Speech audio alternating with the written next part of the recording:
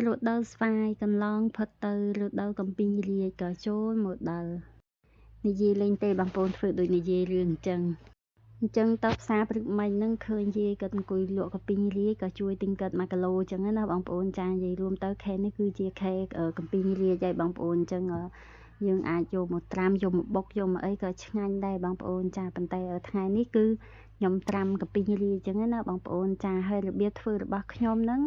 គឺងាយទេបងប្អូនអាចថាធ្វើឲ្យត្រឹម10-20នាទីអីគឺញ៉ាំបានហើយបងប្អូនមិនចាំបាច់ប្រើពេលវេលាយូរអញ្ចឹងណាចាអញ្ចឹងកុំឲ្យខាត់ពេលវេលាយូរតោះទៅមើលពីរបៀបធ្វើជាមួយខ្ញុំទាំងអស់គ្នាបងប្អូនមុនដំបូងគឺខ្ញុំបានយកទឹកមកដាក់ក្នុងធុងមួយអញ្ចឹងណាបងប្អូនចាដាក់ក្នុងកធុងបរិមាណអីសមាមាត្រជាមួយកាពីងរាអញ្ចឹងណាបងប្អូនចាបន្ទាប់មកគឺខ្ញុំបានដាក់អំបិលហ្នឹងចំនួន2ស្លាបព្រាចូលបន្ទាប់មកគឺកូរអំបិលឲ្យរលាយអស់អញ្ចឹងណាបងប្អូនចាបន្ទាប់ពីកូររលាយអស់ហើយទើបខ្ញុំយកកាពីងរាហ្នឹងយកមកចិតសម្បកឲ្យស្អាតអញ្ចឹងណាបងប្អូនចាដូចក្នុងវីដេអូនេះអញ្ចឹងហើយទៅយើងចិតឆូតអញ្ចឹងណាបងប្អូនចាបន្ទាប់មកយកទៅដាក់ត្រាំក្នុងទឹកសិនបងប្អូនចាឲ្យជ្រះជឿជ្រះចត់អីចឹងណាបងប្អូនចាយើងដាក់ត្រាំក្នុងទឹកអំបិលទៅកាពីងរាយើងនៅរក្សា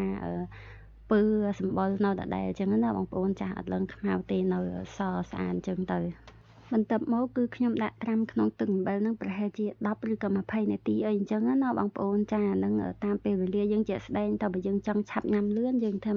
4-10នាទីអីក៏បានហើយប៉ុន្តែបើថាយើងអត់ប្រញាប់ទេយើងដាក់ឲ្យយូរបន្តិចក៏បានដែរបងប្អូនអញ្ចឹងបន្ទាប់ពីដាក់ត្រាំកាពីងរាជប្រហែលជា20នាទីហើយគឺខ្ញុំចាប់ផ្ដើម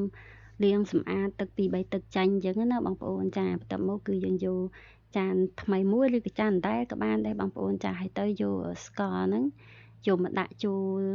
បើយើងចង់ផ្អែមអញ្ចឹងយើងដាក់រៀងច្រើនតែបើយើងអត់សូវចូលចិត្តផ្អែមទេយើងដាក់មកល្មមអញ្ចឹងណាបងប្អូនចាអញ្ចឹងចំណែកកាពីងរាជខ្ញុំរៀងតិចដែរអញ្ចឹងទៅខ្ញុំដាក់ប្រហែលជា3លាបព្រាអីអញ្ចឹងណាបងប្អូនចាបន្ទាប់មកយើងច្បាច់ស្ករជាមួយកាពីងរាជហ្នឹងឲ្យវារលាយស្ករអញ្ចឹងណាបងប្អូនហើយទៅផ្អាប់ទុកប្រហែលជា5ឬក៏10នាទីទៅបានហើយបងប្អូនកំឡុងពេលដែលខ្ញុំផ្អាប់កាពីងរាជទុកដែរគឺខ្ញុំចាប់ផ្ដើមមកបុកអំបិលម្ទេសអញ្ចឹងណាបងប្អូនចាដើម្បីយកទៅប្រឡាក់ជាមួយកាពីងរាជយើងម្ដងបងប្អូនចា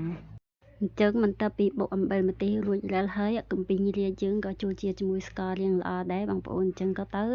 ក៏យកអំបិលហ្នឹងមកដាក់លាយកាពីងរាជហើយច្បាច់វាចូលជាតិអំបិលនិងកាពីងរាជអញ្ចឹងណាបងប្អូនចាទៅយើងអាចញ៉ាំបានហើយ